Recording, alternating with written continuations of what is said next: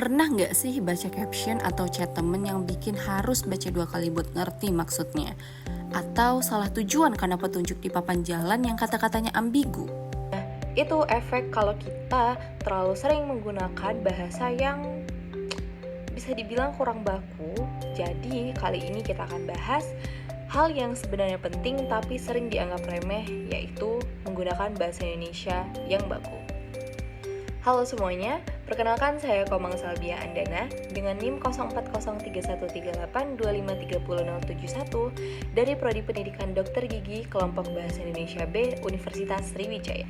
Jadi bahasa Indonesia itu bukanlah bahasa yang ngebosenin, tapi bahasa Indonesia yang bisa dibilang sesuai dengan KBBI atau EYD. Kamus Besar Bahasa Indonesia atau KBBI ternyata punya sejarah yang panjang loh. Awalnya bahasa Indonesia belum punya kamus resmi. Di tahun 1952 muncul Kamus Umum Bahasa Indonesia dari WJS Purwadarmita, tetapi itu belum bisa dijadikan acuan baku. Lalu pada tanggal 28 Oktober 1988, KBBI pertama resmi dirilis di saat Kongres Bahasa Indonesia 5 sekitar 62.000 kata. Setelah itu KBBI terus berkembang.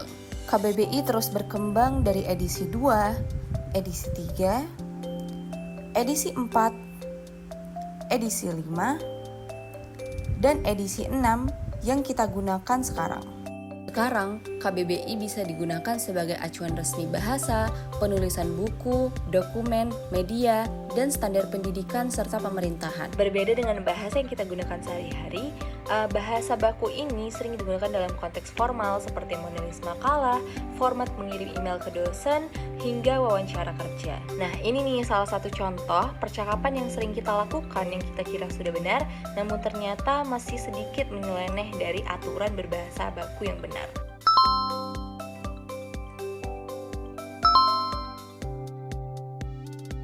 Gimana perbedaannya? Tidak terlalu ribet kan sebenarnya? Hanya saja pada akhirnya ketika kita menggunakan bahasa yang baku, mereka akan terlihat lebih rapi dan lebih jelas. Lalu kenapa ya bahasa baku itu berperan sangat penting? Sini saya kasih tahu. Kira-kira ketika kita bermain bola, lalu aturannya tidak ada, para pemain bebas melakukan aturannya sendiri, atau gawang yang bentuknya berbeda-beda.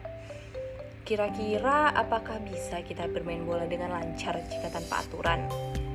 Begitu pula dengan bahasa baku yang bisa kita anggap sebagai aturan dalam berkomunikasi agar lebih tertata rapi. Zaman sekarang banyak loh yang jago bikin konten, jago ngomong di depan umum, tapi ada hal sepele yang sering sekali dilupakan, yaitu menggunakan bahasa baku yang benar agar penyampaiannya terlihat lebih jelas dan tidak ada kesalahan dalam berkomunikasi. Beberapa data itu menunjukkan bahwa masih sedikit yang menggunakan bahasa Indonesia yang baku dalam kehidupan sehari-harinya. Tapi tidak sedikit pula mereka merasa bahwa penggunaan bahasa Indonesia yang baku itu penting untuk kehidupan mereka. Lalu jika kita menggunakan bahasa baku, apakah kita bisa terlihat keren? Sebenarnya siapa sih yang bilang kalau bahasa baku itu kaku? Justru sebaliknya, dengan menggunakan dan memahami penggunaan bahasa baku yang benar, kita bisa terlihat lebih keren, lebih berwibawa, dan terkesan sopan. Tunggu. Saya yakin kalian pasti juga masih berpikir saat ini, sebenarnya gimana sih cara menggunakan pembiasaan bahasa baku itu dalam kehidupan sehari-hari? Percaya deh kalau kalian bisa. Kalian bisa mulai dari hal-hal kecil seperti penulisan caption di sosial media dan menaruh perhatian lebih terhadap penggunaan bahasa baku dalam chat formal atau tugas sekolah. Baik EYD 5 ataupun KBBI sekarang sudah dapat kita akses dengan sangat mudah lewat internet.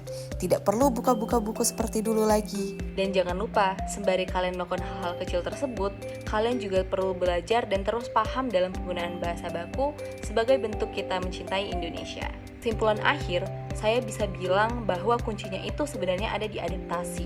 Kalian harus tahu mana situasi yang santai dan mana situasi yang formal. Nah, teman-teman, di sini aku mau menegaskan kembali nih, bahasa baku bukan hanya soal kepintaran, bukan juga soal kaku atau formalitas belaka.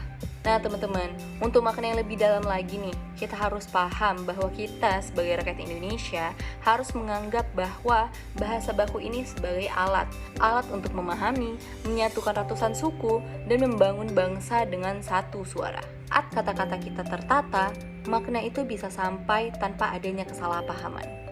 Jaga bahasamu, karena di dalamnya ada makna dari bangsamu.